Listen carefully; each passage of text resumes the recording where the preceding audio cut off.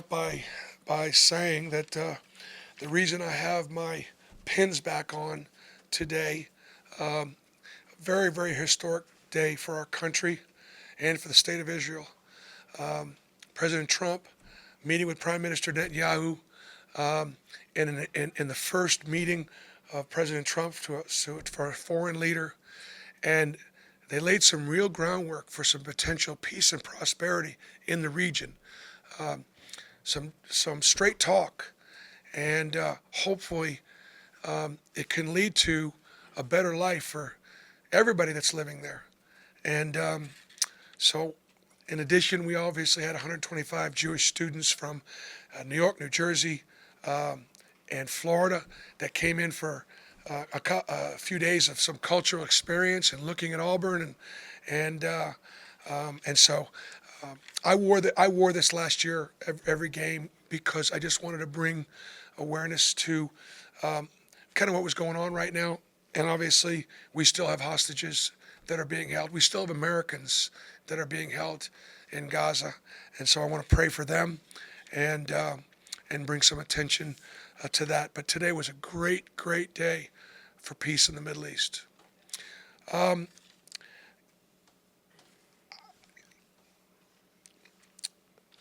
Denver was terrific.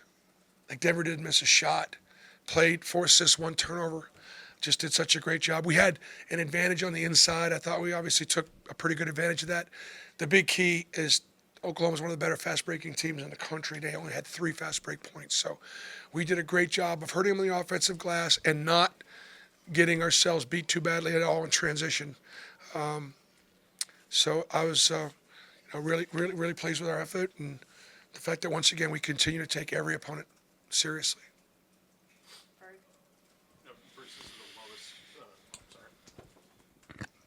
It's the lowest by far field goal percentage for Oklahoma this season, and they were coming off that really, really good game against Vandy. Just what was the key to slowing them down and especially preventing those guys from driving to the basket like we talked about yesterday? Well, I thought that obviously we've got great size at the rim, and I thought, my goodness gracious, Chaney and Dylan had some just monster verticality plays, and it was Oklahoma's guards were able to, get by like they do, not quite as easily, but they were able to get by a little bit. And then the reward is you got Dylan or Chaney at the rim, or Janai at the rim. Janai had a bunch of blocks there at the end of the first half also. So the fact that, we were able to block 11 shots, and Janai had 3, and Dylan had 6, and Chaney had 1, but he had a lot of verticality play. So I thought that was the key to us being able to hold them down. Coach, just sticking with the theme of blocks, Auburn came into the game leading the nation in blocks per game. You had 11 tonight. Can you talk about how you've been able to improve this team defensively while maintaining a scoring average in the 80s? One of the things that this Oklahoma's a big ball screen team, and you really need to have vision. You need to see the ball. I know it's simple. You just got to see the ball. You got to jump to the ball. You got to be up the lines. And so when they had ball screens, we would shrink the floor. And so our shot blockers were seeing the ball. And that allowed them to be able to make good decisions to get over, rotate, and sink and fill. And, Oklahoma's obviously an outstanding three-point shooting team. And, holding them to 7 for 23 was a big – they're averaging about 8.5 a game. And we did a great job. We got some big, long guards. And that goes a long way to – our length was a factor tonight. Hey, Coach, another big win tonight, 14-game win streak. Have we seen the best of this team yet, or do you still have more to give? Oh, we first of all, we have to get better. Like, if we don't get better, by the way, we're going to get beat. I mean, it's coming up. We're going to lose a game or lose games. But our focus is to get better. So I thought, for example, I thought our transition defense was better. I thought for the most part we shot it better. And every game's going to be different. Some teams are going to bother other teams differently. I can tell you Florida comes in on Saturday, and they are the most physical team in our league. Todd Golden was my assistant. He played point guard for me in 2009 on the USA Maccabi team. And, I'm not sure he has to shave but once a week. but that is what his teams play: hard, tough, and physical. And so that's going to be the next. That's going to be the next challenge. Ferg, and then Peter, raise your hand, please. Simo didn't miss a shot either. 6 points, season high for him. Played a lot of minutes. Just what he provided to y'all. I know him playing a couple spots at the 3 and the 4. Well, I think at halftime he was plus 10, and we finished plus 10. So, Chris, he brings a toughness. He brings experience. With Chris offensively, less is more. He's not trying to shoot the ball unless he's open, but he's going to go climb on those offensive boards. He's going to get back defensively, and he's just the kind of guy that everybody roots for. We've got some 5-year guys. We're still doing it the old-fashioned way. Guys that have been there in school graduate. We have 43 kids that have graduated. Almost half that team has graduated. And we got a couple seniors that are going to graduate this spring. And guys have been in the program. Dylan, 5 years. Chris, 5 years. And we haven't had a ton of guys transfer. So we're still doing it the old-fashioned way. Bruce, what does it say about the offense to score 54 points in the second half when Janai only has 2 points and I don't think had an attempt from the field in the second half either? There's just so much. There was so much contact in there, and so you got to decide what's a high percentage shot, what's not a high percentage shot.